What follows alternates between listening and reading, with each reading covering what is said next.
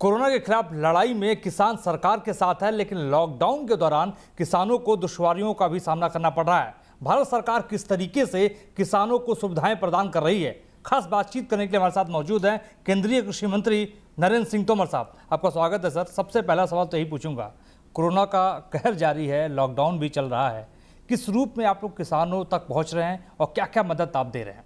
Corona virus के संकट के दौर से हमारा देश गुजर रहा है और सारी दुनिया भी इससे प्रभावित और चिंतित है।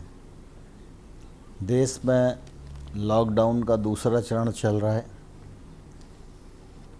गतिविधियां काफ़ी नियंत्रित की गई हैं, लोग घरों में हैं और सरकार की और जनता की कोशिश है कि इस वायरस का सामुदायिक विस्तार ना हो। लेकिन इसी समय किसान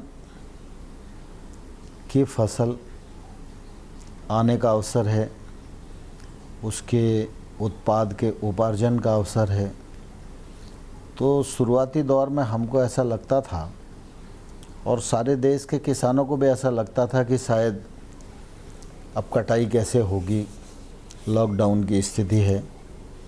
लेकिन आप सबके ध्यान में है कि लॉकडाउन जब घोषित हुआ उस समय भी प्रधानमंत्री जी की प्राथमिकता पर गांव, गरीब और किसान रहे और उनकी ये चिंता रही कि कृषि कार्य प्रभावित ना हो, ये हमारी कोशिश रहनी चाहिए और गरीब को किसी प्रकार की तकलीफ़ ना हो। और इसका परिणाम ये हुआ कि सरकार के गृह मंत्रालय ने फसल कटाई के लिए किसान, मजदूर और मशीन तीनों को अलाउ किया। उपार्जन के लिए नेफेड और एफसीआई अपनी 2 एजेंसियों को तैनात किया। और मुझे कहते हुए प्रसन्नता है कि 1-1.5 हफ्ते पहले ही किसान ने देश भर में दलहन और तिलहन की कटाई का काम पूरा कर लिया था। गेहूं की कटाई का काम भी अब 85% पूरा हो गया है। थोड़े सा हिस्सा बचा है, जहां बुआई थोड़ा देर में होती है तो वहां अभी काम चल रहा है, 10-15% बचा है। लेकिन मंत्री जी, एक बड़ी समस्या इसमें और है कि मजदूरों की उपलब्धता को लेकर, क्योंकि कई ऐसे किसान हैं वो शिकायत कर रहे हैं कि मजदूर उनको मिल नहीं पा रहे हैं। वो मनरेगा के तहत वो चाहते हैं कि अगर उनको मजदूर मिल जाए, इसके लिए आपने क्या कोई प्लान बनाया है? ये देखिए, दरअसल क्या है कि मजदूरों की जितनी प्रचुरता होनी चाहिए वो तो स्वाभाविक रूप से है नहीं, क्योंकि लोगों को ऐसा लगता है कि वो बाहर निकलेंगे तो कोरोना से प्रभावित हो जाएंगे। लेकिन किसान ने विकल्प खोज लिया है और किसानी का काम कोई बचा नहीं है। ऐसी परिस्थिति में भी दलहन और तिलहन पूरा कट गया। ऐसी स्थिति में 85% गेहूँ कट गया। और ख़रीद की दृष्टि से देखें तो एफसीआई ने 23 लाख मीट्रिक टन धान और 102 लाख मीट्रिक टन गेहूँ ये खरीद लिया और नेफेड ने 4.5 लाख मीट्रिक टन दलहन और तिलहन की खरीद शुरू कर दी। तो कुल मिलाकर मैं ये कहना चाहता हूँ कि लॉकडाउन की स्थिति में भी कृषि का काम कम से कम प्रभावित हो, यह सरकार की कोशिश रही और वह कोशिश सफल हुई। ऐसी परिस्थिति में भी कटाई का काम भी पूरा हुआ और ऐसी परिस्थिति में खरीद का काम भी पूरे देश भर में चल रहा है। मंत्री जी, इसमें कोई शक नहीं है जो आपने कदम उठाए हैं सार्थक कदम है। लेकिन अगर हम फल और फूलों की बात कर लें, अगर फल की हम बात करें तो बहुत महंगे से उगाया जाता है, फलों का जीवन बड़ा कम होता है। अगर फूलों की हम बात करें तो 100% से ज़्यादा अगर कहा जाए तो नष्ट हो चुके हैं, किसानों को बड़ा नुकसान हुआ है। कोई एक्शन प्लान आप जो फल उगाने वाले हैं, जो फूल उगाने वाले हैं, उन किसानों के लिए? देखिए, फलों के किसान की निश्चित रूप से तकलीफ़ इस दौरान रही है, क्योंकि फल का जीवन कम होता है और लॉकडाउन के दौरान परिवहन व्यवस्था प्रभावित रही, तो इसलिए फल की आवाजाही नहीं हो पाई।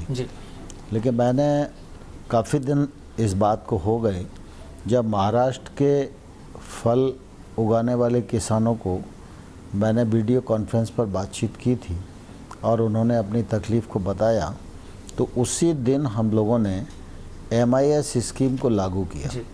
इस स्कीम के अंतर्गत जब ऐसी परिस्थिति आती है कि फलों के दाम मार्केट में बहुत गिर जाएं, तो राज्य सरकार को इंटरवीन करना चाहिए और उन फलों को खरीदकर कोल्ड स्टोरेज में रखना चाहिए।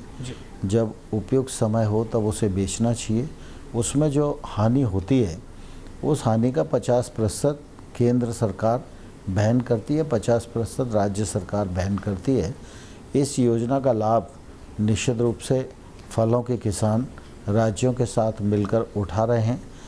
यह सच है कि फूलों की खपत का अवसर ही ख़त्म हो गया, तो फूल के किसान को नुकसान हुआ है और राज्य उस मामले में चिंता कर रहे हैं और राज्य उसका सर्वे इत्यादि की व्यवस्था कर रहे हैं और मुझे लगता है राज्य अपने स्तर पर कुछ ना कुछ स्कीम उसके लिए बनाएंगे। आप लगातार राज्यों के वित्त मंत्रियों के साथ, कृषि मंत्रियों के साथ संवाद स्थापित कर रहे हैं, हमने देखा है, लेकिन एक बड़ी समस्या गांव में मंडी कानून को लेकर भी है। आपने क्या इन मंत्रियों से, कृषि मंत्रियों से बातचीत की कि भाई मंडी कानून में थोड़ी छूट मिलनी चाहिए ताकि किसान अपना अनाज कहीं भी जाके बेच सके? मैंने देश भर के कृषि मंत्रियों से भी चर्चा की और उस चर्चा में जो लॉकडाउन के दौरान कृषि क्षेत्र को संचालित करने की दृष्टि से गृह मंत्रालय ने आदेश दिए हैं, उनसे भी उनको अवगत कराया। उसमें आने वाली जो कठिनाइयाँ हैं उनकी कठिनाइयों पर भी हम लोगों ने चर्चा की और साथ ही साथ हम लोगों ने बहुत पुरजोर आग्रह करके कहा था कि मंडी एक्ट से इस समय कम से कम 3 महीने की छूट तो राज्य को देना चाहिए। इसके लिए हम लोगों ने राज्यों को एडवाइजरी भी भेजी और मुझे ये कहते हुए प्रसन्नता है कि अधिकांश राज्य इस दिशा में अपनी अपनी योजनाएं, कोई ने पूरा मंडी को छूट दे दी, किसी ने सब्जी और फलों को छूट दे दी, किसी ने सौदा पर्ची के आधार पर भी व्यापारियों को माल बेचना अलाउ किया। तो कुल मिला के अपने अपने क्षेत्र में वो किसान को इस भावना के तहत कैसे मदद कर सकते हैं, इस दिशा में राज्यों ने काम किया है। मंत्री जी, मान लीजिए लॉकडाउन के दौरान कोई किसान कहीं फंस जाता है, उसको अपनी फसल काटनी है, तो क्या भारत सरकार कोई ऐसी सुविधा या कोई ऐसा एप्लीकेशन या कॉल सेंटर आपने बनाया है जो किसान आपसे संपर्क साधे और अपने खेत तक, अपने गांव तक पहुंच जाए? अभी दरअसल कोई किसान फंसा हो ऐसी शिकायत तो मेरे पास नहीं आई जी, लेकिन जहां तक किसी फंसे हुए व्यक्ति को निकालने का सवाल है, उस मामले में मैं ज़रूर कहना चाहता हूं कि जिन लोगों को जहां रोका गया है उसके पीछे सरकार का एक ही मकसद है या राज्य सरकारों का एक ही मकसद है कि कोरोना वायरस का सामुदायिक विस्तार ना हो और मानव जीवन की रक्षा हो। हमारे लिए सबसे पहले मनुष्य के जीवन की रक्षा का सवाल है, बाकी जितनी भी चीज़ें हैं वो दूसरे क्रम पर आती हैं। एक सवाल और उत्पन्न होता है कि लगातार जिस तरीके से कोरोना का संक्रमण फैलता जा रहा है, चाहे हम उत्तर प्रदेश की बात करें, मध्य प्रदेश की बात करें, छत्तीसगढ़ की बात करें, मध्य प्रदेश की स्थितियां भी बहुत ज़्यादा विकराल रही हैं। ऐसे में आप किस तरीके से देखते हैं इस संक्रमण को? ये नए प्रकार का संकट है और अभी तक जो देखने में आ रहा है इसके लिए कोई वैक्सीन वगैरह का निर्माण नहीं हो पाया है और इसलिए लोग एक तौर से इसको देखकर चिंतित भी हैं जी। लेकिन हमारे सामने सिर्फ प्रमुख रूप से एक विषय है कि इसका सामुदायिक विस्तार रुकना चाहिए और इसको रोकने के लिए जो परहेज की आवश्यकता है, जो हेल्थ मिनिस्ट्री के एडवाइजरी है, जो गृह मंत्रालय के आदेश हैं, चाहे वो 2 गज की दूरी बनाकर रखना हो, चाहे वो मास्क का उपयोग करना हो, चाहे वो कृषि कार्य करते हुए, मनरेगा का कार्य करते हुए, अन्य कार्य करते हुए अपना फिजिकल डिस्टेंस बनाने का मामला हो, सैनिटाइज़र के उपयोग का मामला हो, साबुन के उपयोग का मामला हो, इन सब को करने की ज़रूरत है और मुझे लगता है कि इन सब पथ परहेजों के आधार पर ही हम कोरोना वायरस के इस संकट पर काबू पा सकते हैं। लेकिन आप ये भी तो देखिए कि इंदौर में, भोपाल में, कई ऐसी जगहों पे अगर कोई डॉक्टर किसी के पास जाते हैं तो उन पर हमला हो जाता है इंदौर की घटना से व्यक्तिगत रूप से मंत्री जी जानना चाहता हूँ कि कितने चिंतित हुए थे, क्योंकि वहाँ पे कुछ लोग थे, ये पता चला कि जमात में वो जमाती हैं और किसी धार्मिक कार्यक्रम में गए हुए थे।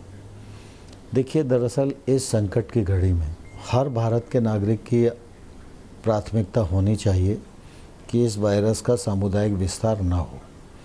इसके लिए उसको अपनी स्थिति को भी नहीं छुपाना चाहिए और अगर उसको तकलीफ़ होती है तो डॉक्टरों के सामने जाकर उसे व्यक्त करना चाहिए, इलाज के लिए अपने को प्रस्तुत करना चाहिए। आज अगर कोई भी डॉक्टर, कोई भी सफाई कर्मचारी, प्रशासन या सरकारें जो कुछ काम कर रही हैं वो मनुष्य के जीवन की रक्षा के लिए ही कर रही हैं, देश की रक्षा के लिए कर रही हैं। इसलिए इनमें से किसी वर्ग का प्रतिरोध किया जाए ये औचित्यपूर्ण नहीं है, निंदनीय है जी। और मैं समझता हूँ कि इस परिस्थिति को प्रधानमंत्री नरेंद्र मोदी जी ने संज्ञान लिया और तत्काल जो है एक अध्यादेश जारी किया जो ऐसी स्थिति में डॉक्टर्स को, पैरामेडिकल स्टाफ को सुरक्षा प्रदान करने वाला है।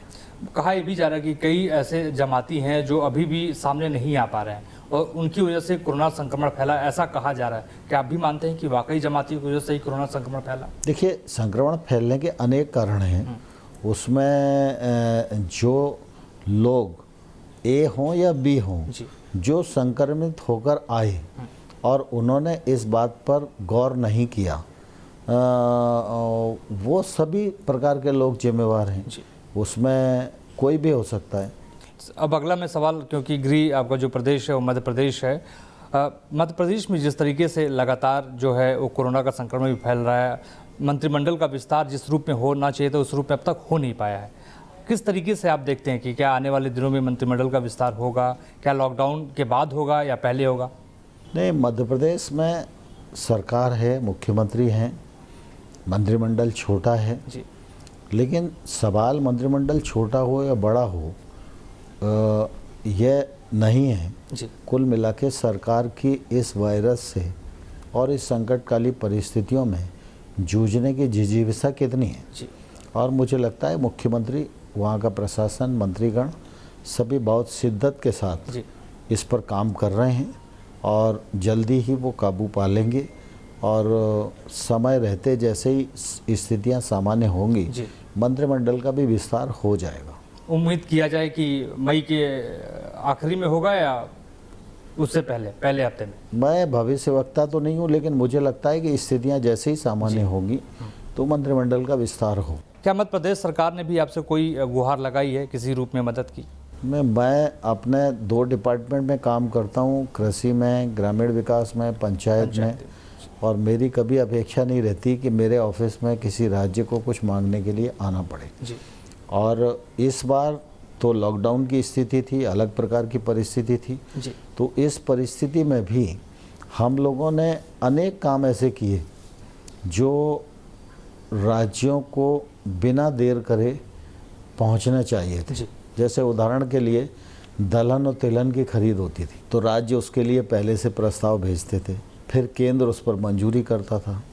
हमने पूरे देश के सभी राज्यों को ऑर्डर जारी कर दिया कि आप खरीद के लिए स्वतंत्र हैं, नेफेड से चर्चा करके आप खरीद की प्रक्रिया, व्यवस्था, मैकेनिज्म बनाइए, आपको केंद्र में आने की ज़रूरत नहीं है।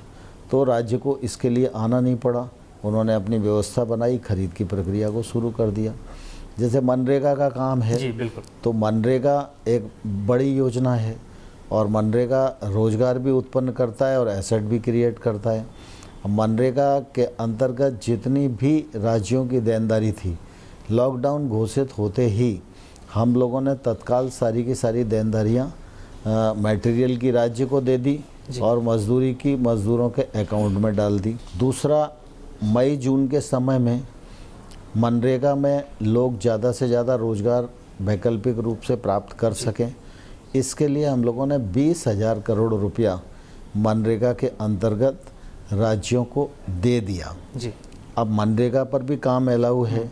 ग्रामीण क्षेत्र में प्रधानमंत्री सड़क का काम भी अनुमति मिल गई है, प्रधानमंत्री आवास के काम की अनुमति भी मिल गई है और हमारी कोशिश है कि आगे मई जून के महीने में मनरेगा के अंतर्गत जो एसेट क्रिएट हों वो जल संरक्षण करने वाले हों।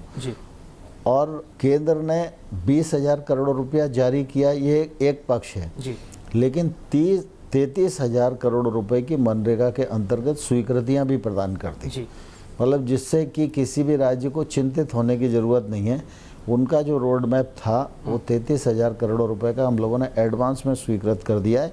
जैसे जैसे वो काम करेंगे और वैसे वैसे पैसा यहाँ से उनको पहुँचता है। लेकिन मंत्री जी, आप लोग इतना काम कर रहे हैं, भारत सरकार काम कर रही है, आपका मंत्रालय काम कर रहा है, लेकिन कांग्रेस शासित राज्यों के कुछ मुख्यमंत्री ऐसे हैं जो केंद्र सरकार पर सवाल उठा रहे हैं, कह रहे हैं कि जिस रूप में मदद करनी चाहिए थी उस रूप में मदद अब तक भारत सरकार ने नहीं किया है। यह दुर्भाग्यपूर्ण है कि ऐसी परिस्थिति में भी जो राज्य या जो भी दलों के नेता हैं वो इस परिस्थिति को भी राजनीतिक चश्मे से देखते हैं। मैं तो ये कहना चाहता हूँ, मनरेगा में और कितना पैसा चाहिए, पहले राज्य को ये तय करना चाहिए कि उसके पास कितना पड़ा हुआ है। मेरे यहाँ सेल्फ हेल्प ग्रुप का पैसा है, अभी 2600 करोड़ रुपया हमने जारी किया, लेकिन इससे पहले 1400 करोड़ रुपया उनके पास और पड़ा हुआ है। आज कुल मिला के सेल्फ हेल्प ग्रुप का काम बढ़ाने के लिए 4,106 करोड़ रुपया राज्यों के पास उपलब्ध है। प्रधानमंत्री आवास योजना के अंतर्गत 1,001 करोड़ रुपया हम लोगों ने जारी किया, 816 करोड़ रुपया सड़क के लिए जारी किया, और अभी भी इन दोनों योजनाओं में राज्यों के पास इसके अतिरिक्त भी पैसा पहले का है जिसे वो खर्च नहीं कर पाए। लॉकडाउन की स्थिति में भी अगर आप देखेंगे तो ग्रामीण विकास अकेले से 36,000 करोड़ रुपया जारी हुआ है, और अगर एग्रीकल्चर को उसमें मिला लें तो 17,998 करोड़ रुपया पीएम किसान के अंतर्गत जारी हुआ है। और आपका जो हमारी प्रधानमंत्री जनधन अकाउंट वाली बहनें 20 करोड़ 40 लाख, उनको 10,200 करोड़ रुपया जारी हुआ है। तो दोनों विभाग, मतलब मेरे ही दोनों विभागों को देखें तो करीब 60,000 करोड़ रुपया लॉकडाउन की स्थिति में नीचे भेज चुके हैं हम। अब तो चलिए, आपने इतना कुछ किया, ये तो बहुत अच्छी बात है, लेकिन जो स्थितियां दिखाई दे रही हैं कोरोना को लेकर, लगातार केसेस जो हैं वो सामने आ रहे हैं, आपको लगता है कि लॉकडाउन थोड़ा और बढ़ाना चाहिए 2 हफ्ते का, या नहीं हो गया बस? नहीं, देखिए दरअसल क्या है कि लॉकडाउन के मामले में निर्णय करना यह प्रधानमंत्री जी